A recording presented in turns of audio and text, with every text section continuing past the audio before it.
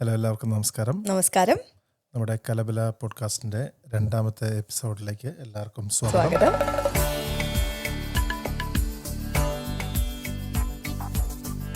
അപ്പോൾ എന്ത് ടോപ്പിക്കാണ് ഇന്ന് കൊണ്ടുവന്നുള്ള സംസാരിക്കാൻ? ഞാൻ വിചാരിക്കുന്നത് relationships again, respect in relationship എന്നാണ് ഞാൻ വിചാരിച്ചൊരു ടോപ്പിക്ക്. അതേപോലെ ഞാൻ ഡിസ്കസ് ചെയ്യാൻ പ്ലാൻ ചെയ്യുന്ന ഒരു ടോപ്പിക് എന്താ വെച്ചാൽ, ഞാൻ കഴിഞ്ഞ ആഴ്ച ഒരു ഓഫീസിലൊരു ട്രെയിനിങ് അറ്റൻഡ് ചെയ്തു. അത് വർക്ക് റിലേറ്റഡ് ആണെങ്കിൽ പോലും എനിക്ക് തോന്നി അതിനകത്തുള്ള കുറച്ച് കാര്യങ്ങൾ നമ്മുടെ റിയൽ ലൈഫിലും അപ്ലിക്കബിൾ ആണെന്നുള്ളത്. മെയിൻലി നമ്മൾ പല കാര്യങ്ങളെക്കുറിച്ച് നമ്മൾ നെഗറ്റീവായിട്ട് ചിന്തിക്കുന്നത്, നമുക്കെല്ലാവർക്കും നല്ല ബിഹേവിയറും മോശം ബിഹേവിയറും ഉണ്ടാവും. ഒരേ സാഹചര്യത്തിൽ നമ്മൾ പല രീതിയിലും പല സമയത്തും പല രീതിയിലും റെസ്പോണ്ട് ചെയ്യുക. കാരണം നമ്മുടെ അപ്പോഴത്തെ അവസ്ഥ അനുസരിച്ചിട്ടായിരിക്കും. അപ്പോൾ അതിനെക്കുറിച്ച് നമുക്ക് ആ 2 ടോപ്പിക്കും ഡിസ്കസ് ചെയ്യാം. ആയിക്കോട്ടെ. അപ്പോൾ എൻ്റെ ടോപ്പിക്ക് റെസ്പെക്റ്റ് ഇൻ റിലേഷൻഷിപ്സ് എന്നാണ്. അപ്പോൾ നമ്മളെ ഓരോ റിലേഷൻഷിപ്പിനും എനിക്ക് തോന്നുന്നത് അതിൻ്റെ ആ ഒരു ആഴം കൂട്ടുന്നത്, അല്ലെങ്കിൽ അതിൻ്റെ ആ സ്ട്രെങ്ത്ത്, അത് എത്രത്തോളം ബോണ്ടഡ് ആണെന്ന് അറിയണതിൽ ഒരു ഇമ്പോർട്ടൻറ്റ് ഘടകമാണ് റിലേഷൻഷിപ്പിൽ റെസ്പെക്റ്റ്. അതിപ്പം ഹസ്ബൻഡും വൈഫിൻ്റെ റിലേഷൻഷിപ്പ് മാത്രമല്ല ഞാൻ പറയണത് നമ്മുടെ കുട്ടികളുടെ അടുത്താണെങ്കിലും, നമ്മുടെ ഫ്രണ്ട്സിൻ്റെ അടുത്താണെങ്കിലും, ഓഫീസിലെ കൊലീഗ്സിൻ്റെ അടുത്താണെങ്കിലും, നമ്മുടെ പേരൻസിൻ്റെ അടുത്താണ്. അപ്പം നമ്മളെപ്പോഴും ഒരു വഴിയുള്ള റെസ്പെക്റ്റാണ് വിചാരിക്കുന്നത്. ഇപ്പോൾ പേരൻസിൻ്റെ എടുത്തോളൂ. അപ്പോൾ എനിക്കെപ്പോഴും തോന്നാറുണ്ട്, പേരൻസിനോട് നമ്മളെപ്പോഴും റെസ്പെക്റ്റായിട്ടേ സംസാരിക്കാറുള്ളൂ, അല്ലെങ്കിൽ നമ്മൾ ആ ഒരു രീതിയിലാണ് പഠിച്ചതും വളർന്നതും പെരുമാറുന്നതും ഒക്കെ.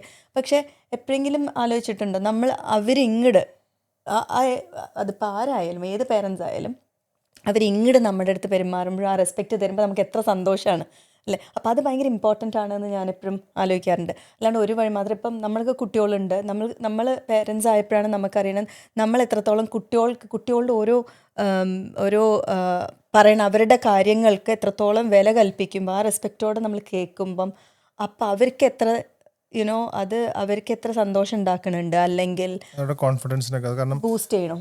നമ്മൾ എന്തെങ്കിലും അവർ പറയുമ്പോൾ, എന്തെങ്കിലും അഭിപ്രായം പറയുമ്പോഴത്തേക്ക് പെട്ടെന്ന് നമ്മൾ ഷട്ട് ഡൗൺ ചെയ്യുകയാണെങ്കിൽ അത് അവരുടെ കോൺഫിഡൻസിനെ ബാധിക്കും. അപ്പം പിന്നീടാണെങ്കിലും പുറത്ത് പോയിട്ട് അവരുടെ ഒരു വ്യൂ പോയിന്റ്, അല്ലെങ്കിൽ അവർക്ക് എന്താ തോന്നുന്നതെന്ന് പറയാനുള്ള ചിലപ്പം കോൺഫിഡൻസ് ഉണ്ടായെന്ന് വരില്ല. പെട്ടെന്ന് അവരെന്തെങ്കിലും പറയുമ്പം ചിലപ്പോൾ അവരുടെ ഒരു മെച്യൂരിറ്റിയിലും അവരുടെ ഒരു ചെറുപ്പത്തിൻ്റെ ഇതിലുമാണ് അവർ പല കാര്യങ്ങളും പറയണത്. അപ്പോൾ നമ്മൾ പെട്ടെന്ന് അവരോട് അങ്ങനെ ഷൗട്ട് ചെയ്തിട്ട്, ഇല്ല അങ്ങനൊന്നും നീ പറയാൻ പാടില്ല, അങ്ങനെ ചോദിക്കാൻ എൻ്റെ അഭിപ്രായം ചോദിച്ചില്ല എന്നൊക്കെ പറയുമ്പോൾ അവർക്കത് ഹേർട്ടാവും. ഇന്നത്തെ ജനറേഷൻ എനിക്ക് തോന്നുന്നു കുറച്ചും കൂടി ഈ കാര്യങ്ങൾ അവെയറാണ്. അവർക്ക് പറയാനുള്ള ഒരു വോയിസ് നമ്മൾ കൊടുക്കണമുണ്ട്. അത് കൊടുക്കും വേണമെന്നാണ് എൻ്റെ അഭിപ്രായം. നമ്മളൊക്കെ ഞാൻ എൻ്റെ പേഴ്സണൽ അഭിപ്രായം പറയാം. ചെറുപ്പത്തിലൊക്കെ നമ്മൾ എന്തെങ്കിലും പറയാം, നീ ചെറിയ കുട്ടിയാണ്, നീ അത് പറയണ്ട, നീ അതിൽ ഇടപെടേണ്ട ആവശ്യമില്ല, അങ്ങനെ പറയും. പക്ഷെ ഇന്ന് എനിക്ക് തോന്നാറുണ്ട്, മനു ആണെങ്കിലും ചില കാര്യങ്ങൾ പറയുമ്പം അവർ ഇപ്പം 17 വയസ്സും 10 വയസ്സുള്ള കുട്ടികളാണ്. അപ്പോൾ അവർ ചില കാര്യങ്ങൾ പറയുമ്പോൾ എനിക്ക് എപ്പോഴും തോന്നാറുണ്ട്, അതിലും there is something in it, not everything, പക്ഷേ there are many, പല സമയത്തും എനിക്ക് തോന്നാറുണ്ട് അതിൽ കാര്യമുണ്ട്. അവരുടെ ചിന്ത അല്ലെങ്കിൽ അവരുടെ അഭിപ്രായം എപ്പോഴും എടുക്കണം. അതൊരു വേ ഓഫ് റെസ്പെക്റ്റിംഗ് ആണ്. അതേപോലെ എനിക്ക് ചിലപ്പോൾ തോന്നാറുണ്ട്, ചില ആൾക്കാരില്ലേ ഫ്രണ്ട്സ് ചിലപ്പോൾ മിണ്ടാതിരിക്കുക. അപ്പോൾ ആ മിണ്ടാതിരിക്കുക എന്ന് പറഞ്ഞാൽ അതൊരു ഫോം ഓഫ് ഡിസ്റെസ്പെക്റ്റ് ആണ് ശരിക്കും. ഇപ്പം എന്തെങ്കിലും ഒരു കാര്യം ഉണ്ടായി, നമ്മളത് കംപ്ലീറ്റ്ലി സൈലന്റ് ചെയ്തു, ഒന്നും മിണ്ടിയില്ല എന്ന് പറഞ്ഞാൽ actually that is A form of disrespect. എനിക്ക് തോന്നുന്നു റെസ്പെക്റ്റ് അത് ഏറ്റവും കൂടുതൽ ഇമ്പോർട്ടൻ്റ് ആയിട്ടുള്ളത്. എനിക്ക് തോന്നുന്നു ഹസ്ബൻഡ് വൈഫ് റിലേഷൻഷിപ്പിൽ റെസ്പെക്റ്റ് ഭയങ്കര ഇമ്പോർട്ടൻ്റ് ആണ്. ഈവൻ ബോത്ത് ഹസ്ബൻഡ് ആൻഡ് വൈഫിന് രണ്ടുപേർക്കും. അപ്പം നമുക്ക് ആ ഒരു റെസ്പെക്റ്റ് കിട്ടണില്ല എന്ന് തോന്നിക്കഴിഞ്ഞാൽ എനിക്ക് തോന്നുന്നു ആ റിലേഷൻഷിപ്പിൽ പിന്നീട് ബേസ് ഉണ്ടാവില്ല. ഇല്ല അതിന് കാര്യമില്ല. അതിനൊരു ഉദാഹരണം ഞാൻ പറയാം. എനിക്ക് സിറ്റുവേഷൻസ് ഞാൻ കണ്ടിട്ടുള്ള സിറ്റുവേഷൻസ്, നമ്മുടെ ഫ്രണ്ട്സിൻ്റെ കൂടെയൊക്കെ പോകുമ്പം ഒരു ഹസ്ബൻഡ് വൈഫിനെ പറ്റിയിട്ട് ചെറിയ രീതിയിലായിരിക്കും കളിയാക്കുണ്ടാവുക. അവൾക്ക് ഞാൻ എന്ത് വാങ്ങിക്കൊടുത്തിട്ടുണ്ടെങ്കിലും ഇഷ്ടപ്പെടില്ല, അല്ലെങ്കിൽ അവൾ ഉണ്ടാക്കണമെന്നും കൊള്ളില്ല. അപ്പം അത് പറയണത് ഫ്രണ്ട്സിൻ്റെ ഇടയിലായിരിക്കാം. പക്ഷേ അത് ഭാര്യയ്ക്കൊരു കൂട്ടത്തിൻ്റെ ഇടയിൽ അത് കേൾക്കുമ്പം എത്രത്തോളം വേദനിക്കുന്നുള്ളത് ഭർത്താവിന് അറിയണില്ല. മേ ബി അത് അറിയാണ്ടായിരിക്കും, മേ ബി വേണിച്ചിട്ടായിരിക്കും, അറിയില്ല. Depends upon that relationship. പക്ഷേ that is also very important. അതേപോലെ തന്നെ ഭർത്താവിൻ്റെ അടുത്തും ഒരു വിലയില്ലാണ്ട് നിങ്ങളെപ്പോഴും അങ്ങനെയാണ് ആൾക്കാരുടെ മുമ്പിൽ പറയുകയാണെങ്കിൽ, അല്ലെങ്കിൽ നിങ്ങൾ വാങ്ങിത്തരണം ഒന്നും കൊള്ളില്ല. ഇപ്പോൾ ഒരു ഹസ്ബൻഡ് ഉണ്ട്, ഭയങ്കരമായിട്ട് എഫേർട്ട് എടുത്തിട്ട് വാങ്ങിക്കൊടുക്കും, പക്ഷെ ഭാര്യയ്ക്ക് അതൊന്നും ഇഷ്ടമല്ല. എന്താ വെച്ചാൽ ഭാര്യയുടെ ചോയ്സ് അല്ല അത്. You can talk about it at home. നമ്മൾ തമ്മിൽ സംസാരിക്കുമ്പോൾ അത് സംസാരിക്കാം, പക്ഷെ ഒരിക്കലും അതൊരു ഒരു ഒരു ഒരു ഫ്രണ്ട്സ് എത്ര ക്ലോസ് ഫ്രണ്ട്സിൻ്റെ കൂട്ടത്തിലാണെന്ന് പറഞ്ഞാലും എൻ്റെ പെർസ്പെക്റ്റീവാണ് ഏട്ടാ. എനിക്ക് തോന്നുന്നു നമ്മൾ രണ്ടാളും ഏകദേശം സെയിം ഒപ്പീനിയനാണ് ഈ കാര്യത്തിൽ. നമ്മൾ പറയുമ്പോൾ ഞങ്ങൾ എപ്പോഴും ഇതിനെപ്പറ്റി സംസാരിക്കുമ്പോൾ ഞങ്ങളത് പറയാറുണ്ട്. അപ്പം ആ ഭർത്താവ് പറയുകയാണ് ഇല്ല, അല്ല നിങ്ങളുടെ ഭാര്യ പറയണം നിങ്ങൾക്ക് എൻ്റെ ചോയ്സ് അറിയില്ല. അത് പറയുമ്പോൾ തന്നെ ആ ഭർത്താവിന് ആ ചെയ്ത് കൊടുക്കണേൻ്റെ എഫേർട്ട് കംപ്ലീറ്റ്ലി പോയി. അതും ഒരു ഫോം ഓഫ് അല്ല അത് ഡിസ്റെസ്പെക്റ്റ്. അത് ഈവൻ എന്താ പറയുക, പുറത്ത് ആൾക്കാരുടെ ഇടയിൽ പറയണത് അതെനിക്ക് തോന്നുന്നു അത് ഭയങ്കര റൂഡും അല്ലാത്ത കുറച്ചും കൂടി വേറെ രീതിയിലുള്ളൊരു ബിഹേവിയറാണ്.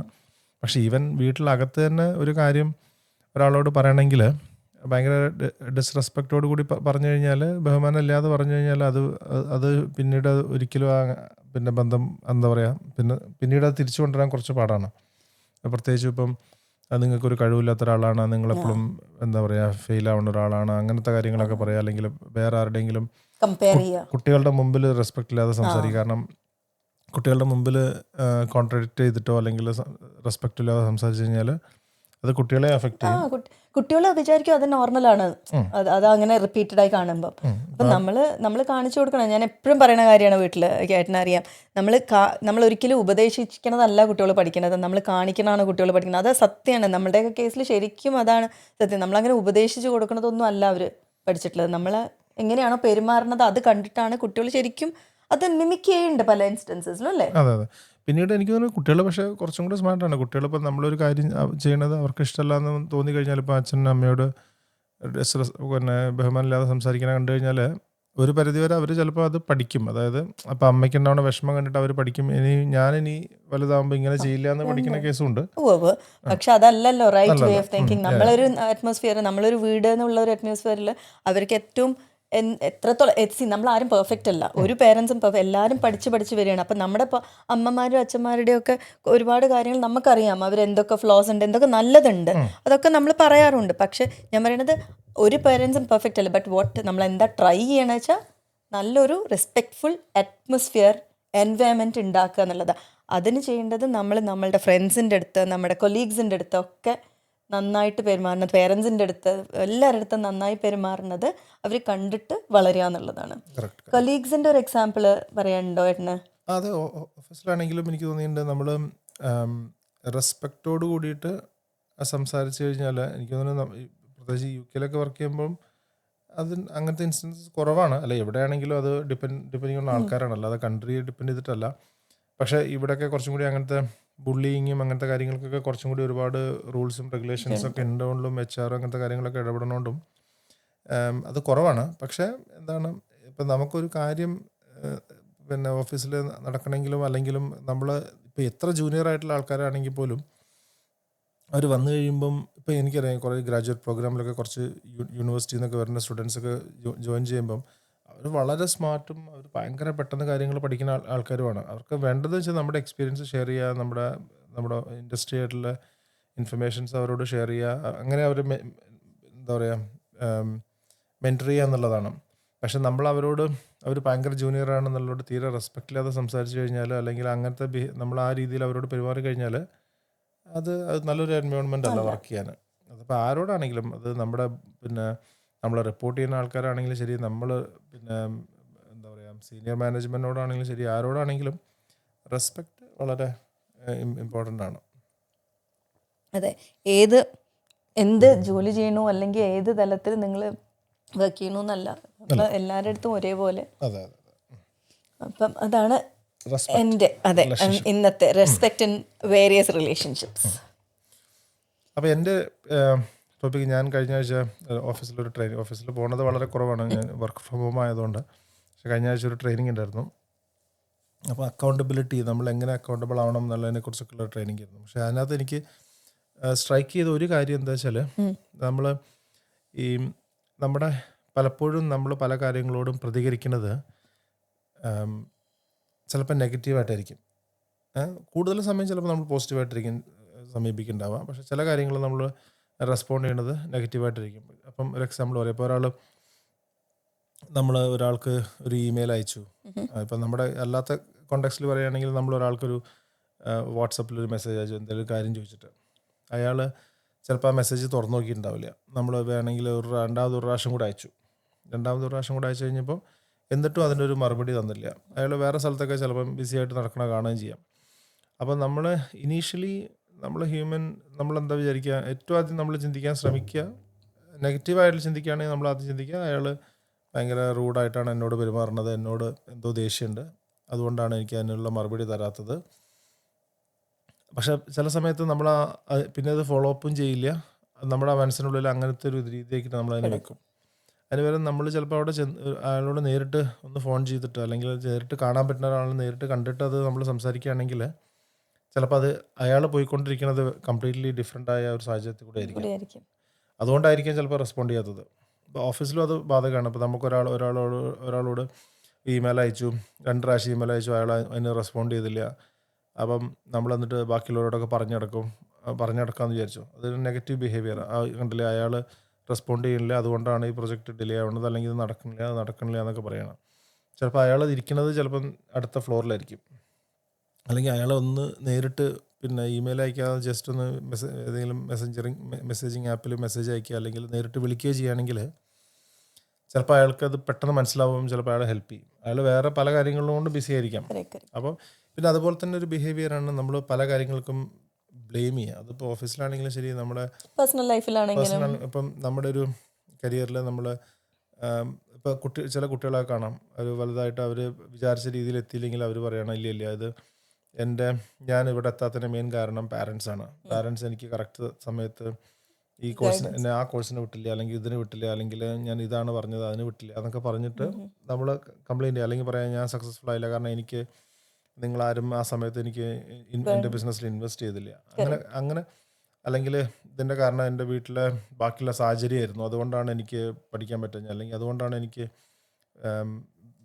ജോലി മാറി ഒരു ബിസിനസ് സ്റ്റാർട്ട് ചെയ്യാൻ പറ്റാഞ്ഞത്. അങ്ങനെ നമ്മൾ കംപ്ലൈൻറ്റ് ചെയ്യണമെങ്കിൽ എപ്പോഴും വേറെ ആരുടെ ഭാഗത്താണ് തെറ്റ് എന്ന് പറയുന്നത് ബിഹേവിയറും അതൊരു നെഗറ്റീവ് ബിഹേവിയറാണ്. അപ്പോൾ അതും അങ്ങനെ. അപ്പം നമ്മൾ എന്താ പറയുക, ഡേ ടു ഡേ ലൈഫിൽ ഇപ്പോൾ ഒരു ലൈൻ വരച്ച് കഴിഞ്ഞാൽ പോസിറ്റീവായ ബിഹേവിയർ മുകളിലും നെഗറ്റീവായ ബിഹേവിയർ താഴെ ഉണ്ടെങ്കിൽ ബിലോ ദ ലൈനും എബോവ് ദ ലൈനും, ഒരു ലൈൻ വരച്ചിട്ട് മുകളിലും താഴെയും. അപ്പോൾ നമ്മൾ മാക്സിമം നമ്മുടെ ഈ നെഗറ്റീവ് ബിഹേവിയേഴ്സ് നമ്മൾ കുറയ്ക്കണം. എന്നിട്ട് മാക്സിമം നമ്മൾ മുകളിൽ നിൽക്കുകയാണെങ്കിൽ, ഫ്ലോട്ട് ചെയ്യുകയാണെങ്കിൽ എനിക്ക് തോന്നുന്നു നമ്മുടെ ലൈഫിൽ പല കാര്യങ്ങളും നമുക്ക് നമ്മുടെ വ്യൂ പോയിന്റ് മാറുകയും ചെയ്യും, നമ്മൾ കുറച്ചും കൂടി ആൾക്കാരോടുള്ള പെരുമാറ്റം മാറുകയും ചെയ്യും, നമുക്ക് കുറച്ചും കൂടി സക്സസ് വരുന്നതാണ് ഞാൻ വിചാരിക്കുന്നത്. തീർച്ചയായിട്ടും accountability is one of the important thing. ആ ബ്ലെയിം എന്നുള്ള കാര്യം എനിക്ക് ശരിക്കും കറക്റ്റാണ്. എന്ന് വെച്ചാൽ എനിക്ക് ഞാൻ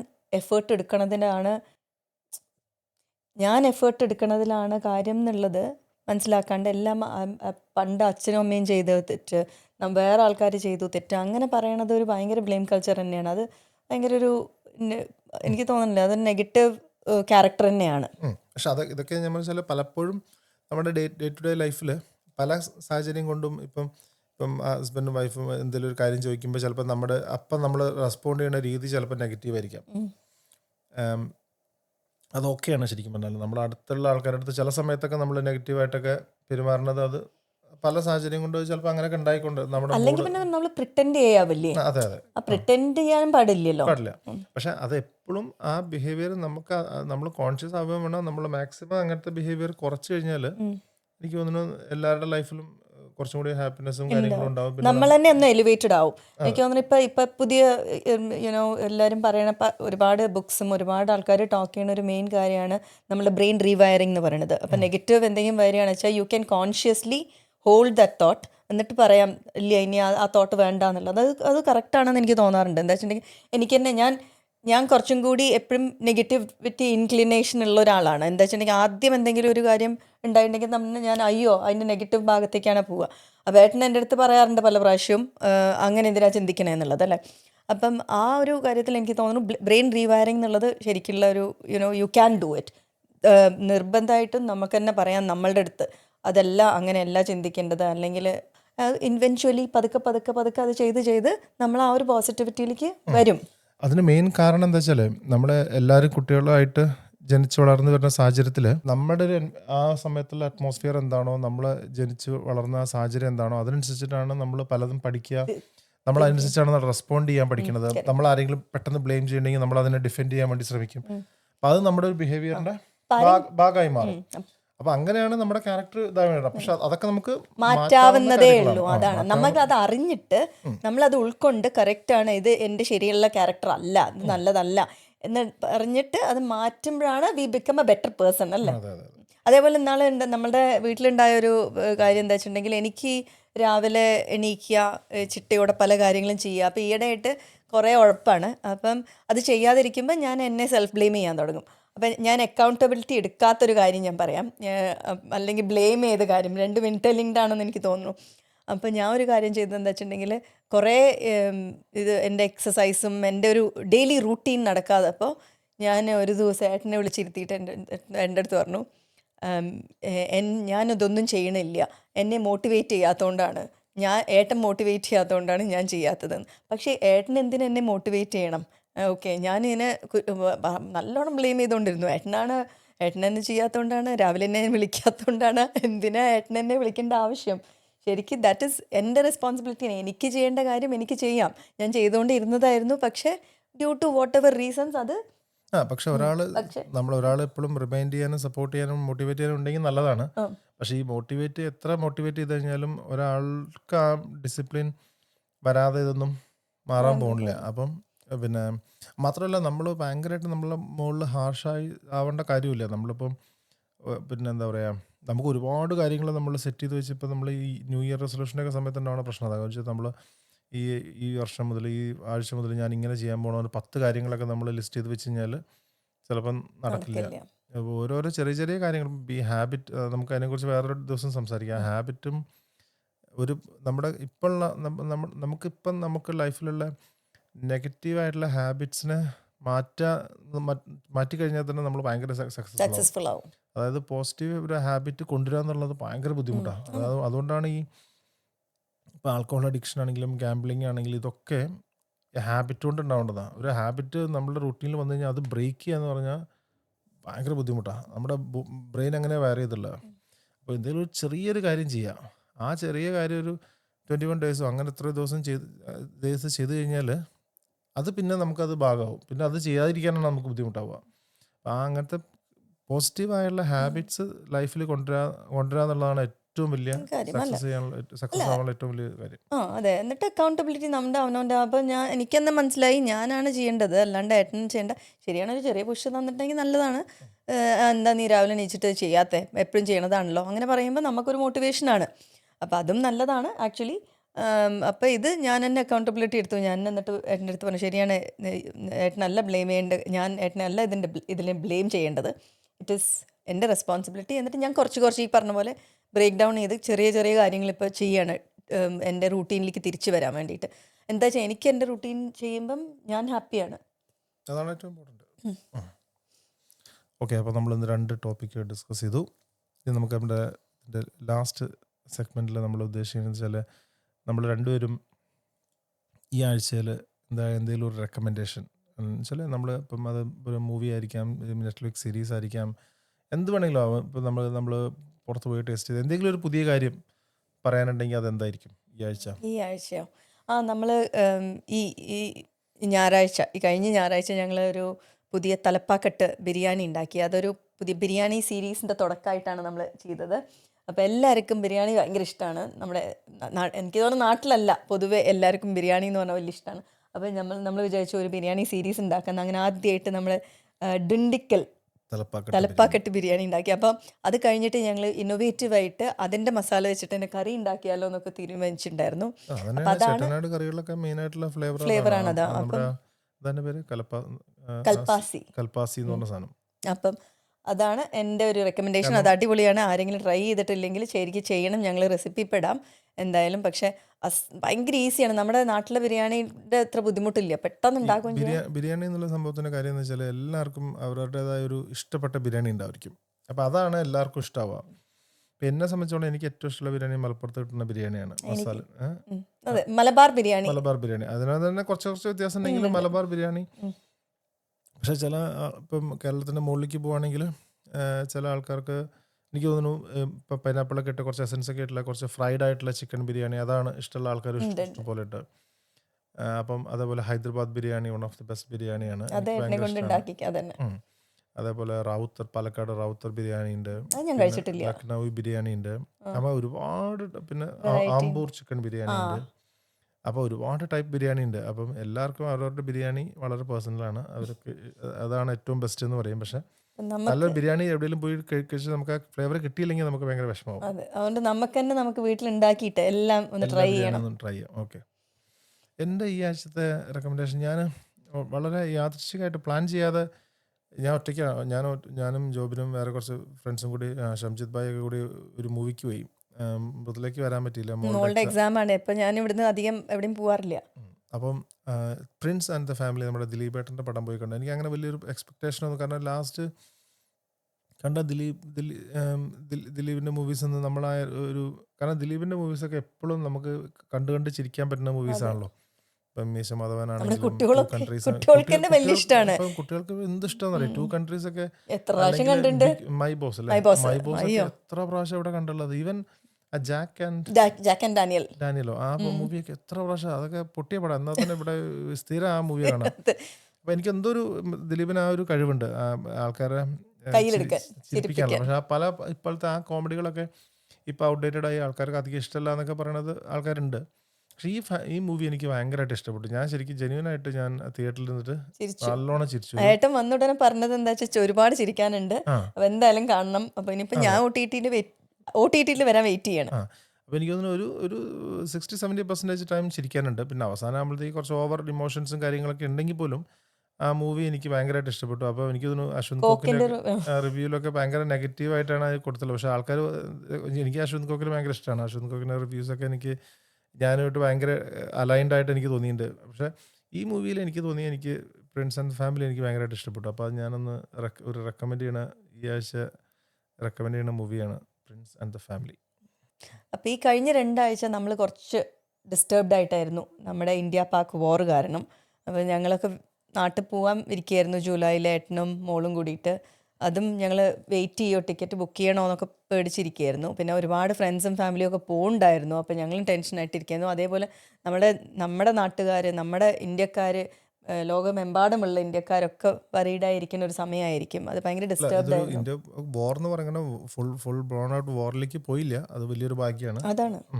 പക്ഷേ എന്താ പറയുക, ഫ്രം നമ്മുടെ ഇന്ത്യയുടെ പെർസ്പെക്റ്റീവ് നോക്കുകയാണെങ്കിൽ ഇന്ത്യ എപ്പോഴും ഭയങ്കര ഇതിനൊന്നും റെസ്പോണ്ട് ചെയ്യാതെ, ഇപ്പം നമ്മുടെ 26/11 ബോംബെ അറ്റാക്ക് ഉണ്ടായപ്പോഴും, അല്ലെങ്കിൽ പല അറ്റാക്കുകൾ ഉണ്ടായപ്പോഴൊന്നും ഇന്ത്യ അങ്ങനെ റെസ്പോണ്ട് ചെയ്തിട്ടില്ല. ഇന്ത്യ എന്താ പറയുക, ജോയിൻ്റ് ആയിട്ട് നമുക്ക് ഇൻവെസ്റ്റിഗേറ്റ് ചെയ്യാം, അത് ചെയ്യാം, ഇത് ചെയ്യാം എന്നൊക്കെ പറഞ്ഞിട്ട് ഇരിക്കുക ചെയ്തല്ലോ. പക്ഷേ ഇപ്രാവശ്യം ഇപ്പോൾ ലാസ്റ്റ് 2 പ്രാവശ്യമായിട്ട് നമ്മൾ ഒരു പ്രാവശ്യം സർജിക്കൽ സ്ട്രൈക്ക് ചെയ്തു. ഈ പ്രാവശ്യം നമ്മൾ ഡയറക്റ്റ്ലി വളരെ മെഷേർഡ് ആയിട്ടുള്ള അറ്റാക്ക് റെസ്പോൺസ്, കാരണം നമ്മൾ സിവിലിയൻസ് ഒന്നും അറ്റാക്ക് ചെയ്യാതെ കറക്റ്റ് ടാർഗറ്റ് ചെയ്യേണ്ട സ്ഥലത്ത് തന്നെയാണ് ടാർഗറ്റ് ചെയ്തത്.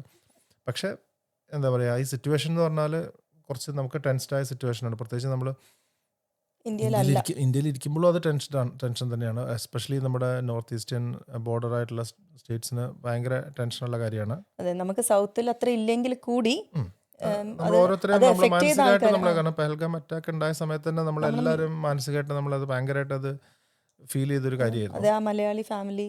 അതെ. അപ്പം എന്താ പറയുക, ഇപ്പം ഇതൊരു ഫുൾ ഇങ്ങനെ വാറാവാതെ ഇങ്ങനെ കഴിഞ്ഞു പോയത് എനിക്ക് എൻ്റെ അഭിപ്രായത്തിൽ എല്ലാവർക്കും നല്ലത് തന്നെയാണ്. പക്ഷേ ഇവിടെ ഇരിക്കുന്ന സമയത്ത് എനിക്ക് തോന്നിയത്, എനിക്ക് എങ്ങനെ അറിയാം, ഇവിടെ എന്താ വെച്ചാൽ നമ്മൾ നാട്ടിലിരിക്കുമ്പോൾ നാട്ടിൽ നമ്മുടെ നാട്ടുകാരാണ്, നമ്മുടെ രാജ്യക്കാരാണ്, നമ്മൾ അറിയാം ദ റൈറ്റ് ഡെസിഷനാണ് നമ്മുടെ ഗവൺമെൻറ് എടുത്തത് എന്നൊക്കെ അറിയാം. പക്ഷേ ഇവിടെ ഇരിക്കുമ്പം എനിക്ക് നമ്മളുടെ ഫ്രണ്ട്സ് അല്ലെങ്കിൽ നമ്മുടെ നെയ്ബേഴ്സും ഒക്കെ പാകിസ്ഥാനീസ് ഉണ്ട്. എനിക്ക് ശരിക്കും തോന്നിയത്, എങ്ങനെയാണ് അവരുടെ അടുത്ത് ഫേസ് ചെയ്യണത്, അവരെന്താണ്, നമ്മളെ എങ്ങനെ നോക്കും, അല്ലെങ്കിൽ നമ്മളെങ്ങനെ ഭയങ്കര ഒരു ഡിലമയിലായിരുന്നു. അതെ, കാരണം ഇപ്പം നമ്മുടെ മക്കളുടെ കൂടെ പഠിക്കുന്ന ആൾക്കാരുടെ പാരൻസ് ഉണ്ട്, നല്ല നല്ല ആൾക്കാരാണ്, നമ്മൾ അവരോട് സംസാരിക്കാറുണ്ട്. അപ്പം ഏറ്റവും ബെറ്ററായ കാര്യം എന്ന് വെച്ചാൽ ഇങ്ങനത്തെ ഡിസ്കഷനിലേക്ക് പോവാതിരിക്കുക എന്നുള്ളതാണ്. പക്ഷെ അതൊരു ഭയങ്കര ഓക്വേർഡായിട്ടുള്ളൊരു സിറ്റുവേഷനാണ്. കാരണം അവർ നമ്മളോടൊന്നും ചെയ്തിട്ടില്ല, നമ്മൾ അവരോടും ചെയ്തിട്ടില്ല. പക്ഷെ 2 കൺട്രി തമ്മിലുള്ള വാറാണ്. പക്ഷെ ഇന്ത്യയിൽ ഇരിക്കുമ്പോൾ ആ പ്രശ്നമില്ല. കാരണം എനിക്ക് തോന്നുന്നു ദുബായിലൊക്കെ UAE ഈ പ്രശ്നമുണ്ട്. ഞാൻ കുറേ വീഡിയോസൊക്കെ കണ്ടിട്ടുണ്ടായിരുന്നു. Even husband wife Pakistan India ഉണ്ട്. പക്ഷെ അത് ഇവിടെ ഉണ്ട്, നമ്മുടെ നെയ്ബേഴ്സ് തന്നെ ഉണ്ട് ഉണ്ട് ഇന്ത്യ ഉണ്ട് ഉണ്ട്. അപ്പം അങ്ങനത്തെ സിറ്റുവേഷനൊക്കെ വരുമ്പോൾ നമുക്ക് അവരെ ആൾക്കാരെ ഫേസ് ചെയ്യാനൊക്കെ കുറച്ച് ബുദ്ധിമുട്ടായി. ബുദ്ധിമുട്ടാണ്. കാരണം നമ്മളിപ്പോൾ ഒരു കൺട്രിയുടെ സ്പോക്സ് പേഴ്സൺ ആയിട്ട് അവരോട് സംസാരിക്കുക, അവരോട് അടികൂടിയിട്ടും കാര്യമില്ല. കാരണം അത് പക്ഷെ ഞാൻ പറയുമ്പോൾ എപ്പോഴും ഞാൻ എൻ്റെ കൺട്രിയുടെ പെർസ്പെക്റ്റീവിലേ പറയുള്ളൂ. പറയുള്ളൂ. അത് എന്നുവെച്ചാൽ കൺട്രി കംസ് ഫസ്റ്റ് എന്ത് പറഞ്ഞാലും. അത് അതിനകത്തൊരു സംശയമില്ല. പക്ഷെ ഞാൻ പറഞ്ഞത് അതൊരു അങ്ങനത്തെ സിറ്റുവേഷൻ വരുമ്പോൾ, അതേപോലെ ഈ ഇപ്പം അതുപോലെ ലണ്ടനിലൊക്കെ കുറേ സ്ഥലത്ത് പ്രൊട്ടസ്റ്റുകളും ഇന്ത്യ പാകിസ്ഥാൻ ആൾക്കാർ തമ്മിൽ ഫൈറ്റ് ഉണ്ടാവുക അങ്ങനെയൊക്കെ ഉണ്ടായിരുന്നു. അപ്പം ഇതൊരു ഭാഗ്യം കൊണ്ട് ഇപ്പം കൂടുതൽ പ്രശ്നങ്ങളിലേക്ക് പോവാതെ എന്നാൽ തന്നെ ഒരുപാട് ആൾക്കാർ മരിക്കുകയൊക്കെ ചെയ്തു. എന്നാൽ തന്നെ കൂടുതൽ പ്രശ്നങ്ങളിലേക്ക് പോകാത്തതുകൊണ്ട് ഇപ്പോൾ ബാക്ക് ടു നോർമൽ ആയി പെട്ടെന്ന്. അത് വലിയൊരു സമാധാനമുള്ള കാര്യമാണ്. ഭയങ്കര സമാധാനം. നമ്മളൊക്കെ ശരിക്കും പ്രാർത്ഥിച്ചുകൊണ്ടിരിക്കുകയായിരുന്നു, ഈശ്വര ഒരു ഒരു ഫുൾ ബ്ലോൺ വാറിലേക്ക് പോവരുതേന്ന്, അല്ലേ? കാരണം ഇന്ത്യ അത്രയും ഫാസ്റ്റായിട്ട് ഗ്രോ ചെയ്യുന്ന ഒരു എക്കോണമിയാണ്. വേൾഡ്സ് 4th ലാർജസ്റ്റ് എക്കോണമിയാണ് ഇപ്പോൾ. അപ്പം നമുക്കാണ് കൂടുതൽ നഷ്ടപ്പെടാനുള്ളത് from a economy point of view. നമ്മുടെ ഗ്രോത്ത് പോയിന്റ് ഓഫ് വ്യൂ നമ്മൾ എത്രയോ സോഫ്റ്റ്വെയർ എഞ്ചിനീയേഴ്സും IT കമ്പനീസും ഒക്കെ എക്സ്പോർട്ടും ഒക്കെ ചെയ്യുന്നതാണ് നമ്മൾ. അപ്പോൾ നമുക്കാണ് കൂടുതൽ നഷ്ടപ്പെടാനുള്ളത്. പക്ഷെ നമ്മൾ പറയേണ്ട സമയത്ത് നമ്മൾ റെസ്പോണ്ട് ചെയ്യേണ്ട രീതിയിൽ റെസ്പോണ്ട് ചെയ്തില്ലെങ്കിൽ അത് പിന്നെന്താ പറയുക, ലോങ് ടേമിൽ അത് എന്താ പറയുക, ശരിയാവാത്ത കാര്യമാണ് താനും.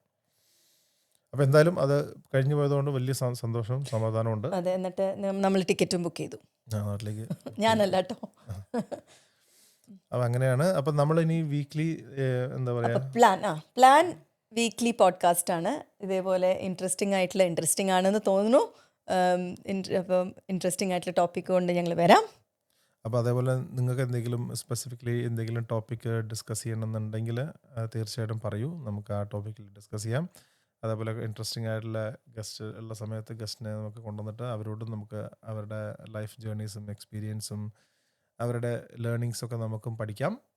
അപ്പോൾ എല്ലാവരും ഹാപ്പി ആയിട്ടും ആരോഗ്യമായിട്ടൊക്കെ സന്തോഷമായിട്ട് ഇരിക്കുക. അപ്പോൾ ഒരു ചിരിയോടെ സന്തോഷത്തോടെ ഇന്നത്തെ എപ്പിസോഡ് ഇവിടെ നമുക്ക് വൈൻഡപ്പ് ചെയ്യാം. അടുത്ത ആഴ്ച നമുക്ക് വീണ്ടും കാണാം. Bye bye. Bye bye.